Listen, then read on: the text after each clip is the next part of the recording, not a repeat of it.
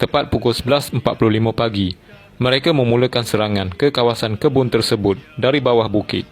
Apa yang mengejutkan kami, sebaik tiba di atas bukit tempat musuh bekerja, ketiga-tiga musuh tadi telah tiada. Yang menanti hanyalah ranjau-ranjau yang amat berbahaya, ujar Abdullah. Waktu itu hanya dua perkara yang terlintas dalam fikirannya, sama ada kehadiran mereka telah dihidu musuh, ataupun musuh pulang ke kemah untuk makan tengah hari. Ekoran itu, Abdullah menukar rancangan untuk menyerang kemah musuh pula. Pergerakan ke kemah musuh didahului oleh Sarjan Muhammad Zain Muhammad Noor dan diikuti anggota yang lain. Sewaktu sedang mendaki, tiba-tiba Muhammad Zain dikejutkan dengan kemunculan seorang wanita yang sedang menuruni bukit untuk pergi ke kebun. Melihat itu, beliau terus melepaskan tembakan semburan ke arah musuh yang turut terkejut dengan kehadiran anggota pasukan keselamatan. Dalam kejadian berbalas tembak itu, sebutir peluru daripada senjata Muhammad Zain berjaya menembusi kepala wanita berkenaan.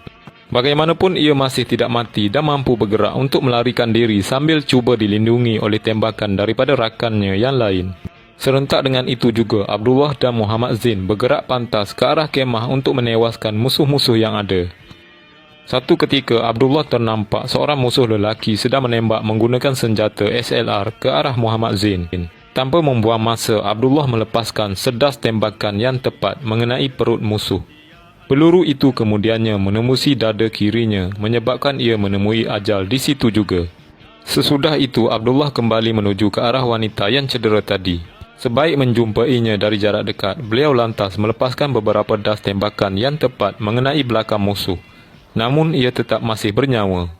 Lebih mengejutkan, wanita berusia 19 tahun itu mampu berjalan sejauh hampir 300 meter sambil memikul senjata sebelum tersungkur dan mati. Beberapa ketika kemudian, Abdullah terdengar bunyi suara musuh di atas bukit menjerit, "Caw, caw, caw," berulang kali. Ia diikuti dengan bunyi beberapa tembakan dari arah yang sama. Berdasarkan bunyi tembakan yang saling berbalas, beliau percaya beberapa orang musuh yang cuba melarikan diri telah bertembung dengan salah satu pasukan penyekatnya. Dalam pertempuran itu, beberapa orang musuh berjaya ditembak, namun sempat melarikan diri dan hilang di celah-celah pokok.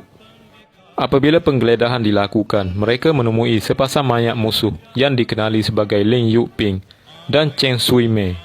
Turut ditemui ialah peralatan memasak, 2 laras submachine gun dan SLR, ubat-ubatan dan tempat simpanan makanan.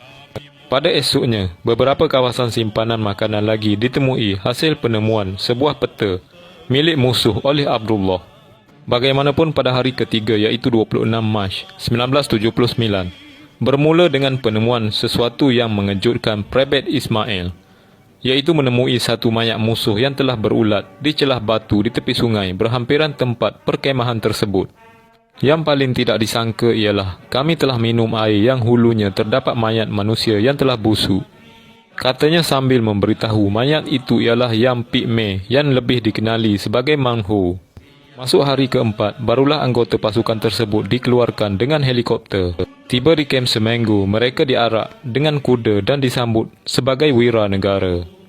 Kemudian 6 orang yang terbabit dalam pertempuran termasuk Abdullah dianugerahkan pisau komando oleh Panglima 3 Brigade, Brigadier General Muhammad Yusuf Din.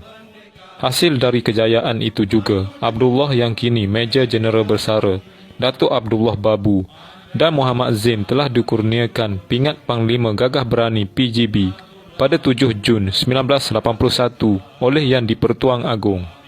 4 yang lain iaitu Mokhtar, Bakar, Ahmad dan Hasan dikurniakan pingat Kepujian Perutusan Keberanian KPK dan dinaikkan pangkat kepada Lance Corporal.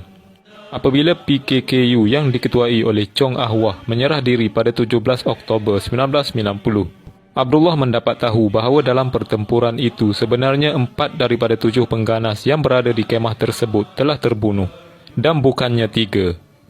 Tetapi mayat salah seorang pengganas yang terbunuh telah sempat dibawa lari dan dikebumikan di tempat lain. Biarpun begitu, kejayaan mereka tetap tercatat sebagai kejayaan terbesar 10 Regimen Askar Melayu Diraja sehingga kini.